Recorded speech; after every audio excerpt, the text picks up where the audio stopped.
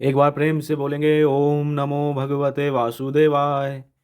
देखिए मित्रों, श्रीमद् भगवत गीता जी का 8वां अध्याय आज करेंगे। इससे पूर्व के अध्याय जो हो चुके हैं 7 अध्याय, उनके लिंक आपको मिलेंगे डिस्क्रिप्शन बॉक्स में। बिल्कुल साधारण भाषा में हम पाठ करने जा रहे हैं। तो देखिए, प्रारंभ करते हैं 8वें अध्याय को। अर्जुन ने कहा, हे पुरुषोत्तम, वह ब्रह्म क्या है, अध्यात्म क्या है, कर्म क्या है, अधिभूत नाम से क्या कहा गया है और अधिदेव किसको कहते हैं?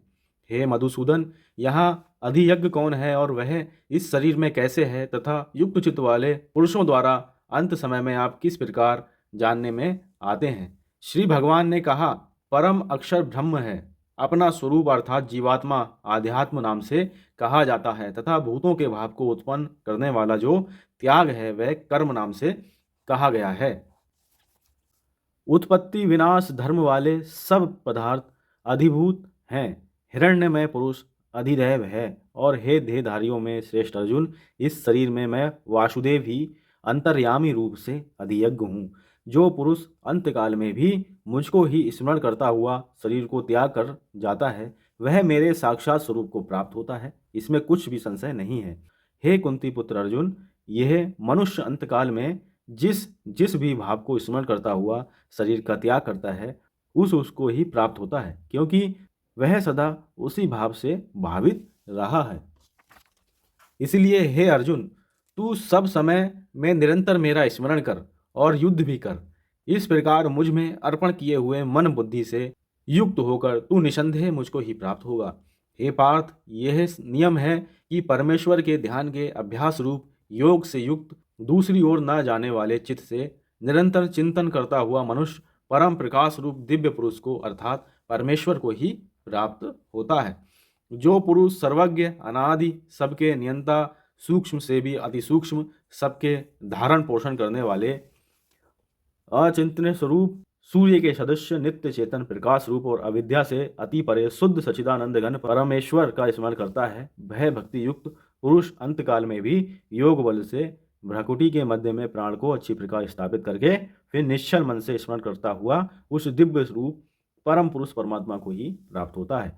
वेद के जानने वाले विद्वान जिस सच्चिदानंद घन रूप परम पद को अविनाशी कहते हैं, आसक्ति रहित यत्नशील सन्यासी महात्मा जन जिसमें प्रवेश करते हैं और जिस परम पद को चाहने वाले ब्रह्मचारी लोग ब्रह्मचारी का आचरण करते हैं, उस परम पद को मैं तेरे लिए संक्षेप से कहूँगा। सब इंद्रियों के द्वारों को रोककर तथा मन को हृदय में स्थित करके फिर उस जीते हुए मन के द्वारा प्राण को मस्तक में स्थापित करके परमात्म संबंधी योग धारणा में स्थित होकर जो पुरुष ओम इस एक अक्षर रूप ब्रह्म को उच्चारण करता हुआ और उसके अर्थ स्वरूप मुझ निर्गुण ब्रह्म का चिंतन करता हुआ शरीर को त्याग कर जाता है, वह पुरुष परम गति को प्राप्त होता है। हे अर्जुन, जो पुरुष मुझ में अनन्य चित्त होकर सदा ही निरंतर मुझ पुरुषोत्तम को स्मरण करता है, उस नित्य निरंतर मुझ में युक्त हुए योगी के लिए मैं सुलभ हूँ, अर्थात उसे सहज ही प्राप्त हो जाता हूँ। परम सिद्धि को प्राप्त महात्मा जन मुझको प्राप्त होकर दुखों के घर एवं क्षण भंगुर पुनर्जन्म को नहीं प्राप्त होते।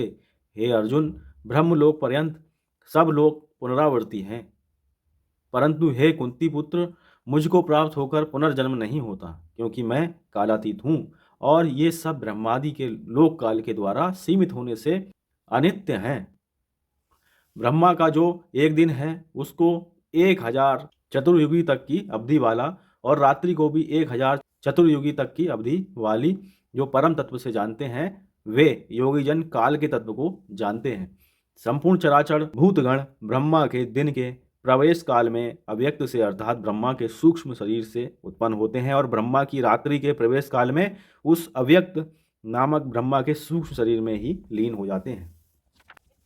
हे पार्थ, वही यह भूत समुदाय उत्पन्न होकर प्रकृति के वश में हुआ रात्रि के प्रवेश काल में लीन होता है और दिन के प्रवेश काल में फिर उत्पन्न होता है। उस अव्यक्त से भी अति परे दूसरा अर्थात विलक्षण जो सनातन अव्यक्त भाव है, वह परम दिव्य पुरुष सब भूतों के नष्ट होने पर भी नष्ट नहीं होता। जो अव्यक्त अक्षर इस नाम से कहा गया है, उसी अक्षर नामक अव्यक्त भाव को परम गति कहते हैं तथा जिस सनातन अव्यक्त भाव को प्राप्त होकर मनुष्य वापस नहीं आते, वह मेरा परम धाम है। हे पार्थ, जिस परमात्मा के अंतर्गत सर्वभूत हैं और जिस सच्चिदानंद घन परमात्मा से यह समस्त जगत परिपूर्ण है, वह सनातन अव्यक्त परम पुरुष तो अनन्य भक्ति से ही प्राप्त होने योग्य है। हे अर्जुन, जिस काल में शरीर त्याग कर गए हुए योगी जन तो वापस न लौटने वाली गति को और जिस काल में गए हुए वापस लौटने वाली गति को ही प्राप्त होते हैं, उस काल को अर्थात दोनों मार्गों को कहूँगा।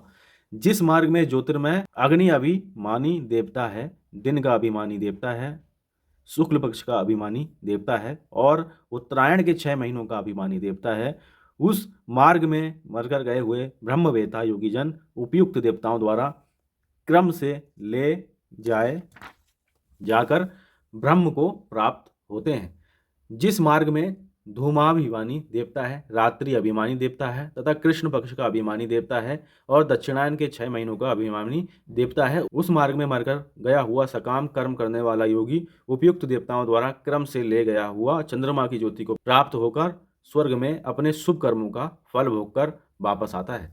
क्योंकि जगत के ये 2 प्रकार के शुक्ल और कृष्ण अर्थात देवयान और पितृयान मार्ग सनातन माने गए हैं, इनमें एक के द्वारा गया हुआ जिससे वापस नहीं लौटना पड़ता उस परम गति को प्राप्त होता है और दूसरे के द्वारा गया हुआ फिर वापस आता है अर्थात जन्म मृत्यु को प्राप्त होता है। हे पार्थ, इस प्रकार इन दोनों मार्गों को तत्व से जानकर कोई भी योगी मोहित नहीं होता। इस कारण हे अर्जुन, तू सब काल में समबुद्धि रूप योग से युक्त हो अर्थात निरंतर मेरी प्राप्ति के लिए साधन करने वाला हो। योगी पुरुष इस रहस्य को तत्व से जानकर वेदों के पढ़ने में तथा यज्ञ तप और दान आदि के करने में जो पुण्य फल कहा है, उन सबको निसंदेह उल्लंघन कर जाता है और सनातन परम पद को प्राप्त होता है। ओम तत्सदिति श्रीमद्भगवद्गीता सुपनिषत्सु ब्रह्म विद्याया योग शास्त्रे श्री कृष्ण अर्जुन संवादे अक्षर ब्रह्म योगो नाम 8वां अध्याय यहाँ पे संपन्न हो रहा है। अब हम 9वां अध्याय करने जा रहे हैं।